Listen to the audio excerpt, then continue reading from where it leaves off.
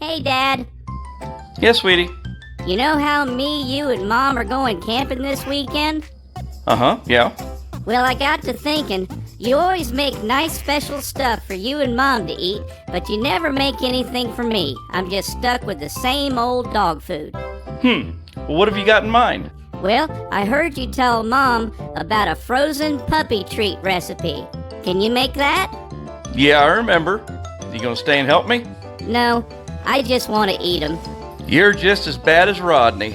Ha! Nobody is as bad as Rodney. Stick around. Dad will show you how.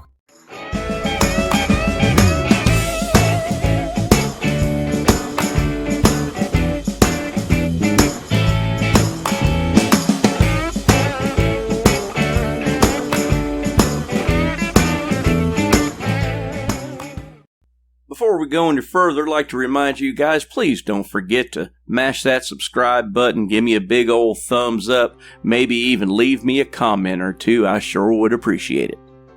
For this year's recipe, you're going to need 3 ripe bananas, some all-natural peanut butter, and plain yogurt. All of these ingredients can be found on my new Facebook page, Cooking, Camping, and Eatin' Good in the Woods. We're going to start by putting in 32 ounces of full-fat yogurt. Don't get that fat-free stuff. Too much water in it and it freezes too hard for them.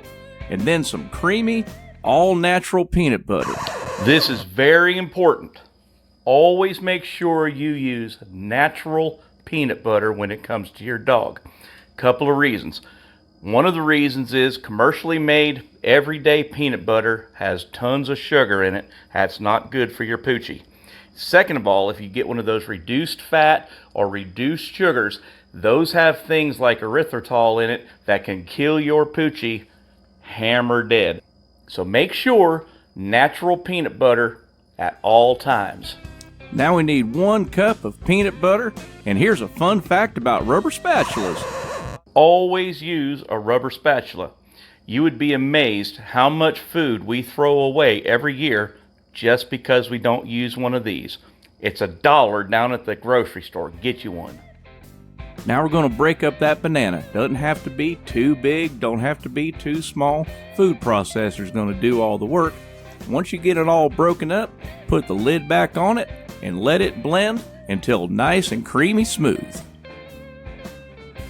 Say, that reminds me, if y'all are looking for a way to support this channel, keep this here trainer rolling full of farm fresh content twice a week, why don't you slide over to my Teespring shop, get yourself a coffee mug or maybe even a t-shirt. But if you don't want to do that, how about you go to buymeacoffee.com, and for the price of a cup of coffee, you help keep this trainer rolling. You can also visit boondockerswelcome.com. All of the links are in the description. Thanks a bunch. Now when it's to the consistency that you want, let's take it off and set it to the side, and I've got this measuring cup with a spout on it. That's going to help me put it into the ice cube trays. Use that rubber spatula. Now we're going to set out our ice cube trays and commence to filling them up. Now, this is one of those do as I say, not as I do moments. Don't overfill them because they will swell up a little bit. And once the trays are completely full, we're going to stick them in the freezer for 24 hours. Now in hindsight, I would recommend you go get you some of them silicone ice cube trays. Regular old plastic ones are really hard to get them out of. But through the miracle of editing, they are done. D-U-N, done. Let's get a closer look at it. She gonna love them.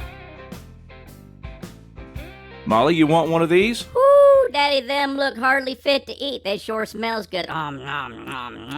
Oh, Dad. Oh, super creamy. Oh, super delicious. You want you another one? Heck yeah, I want another one.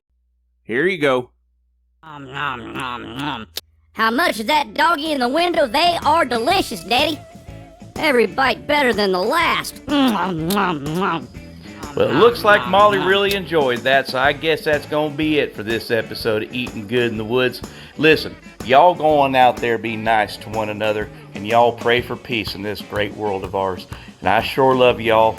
God bless you.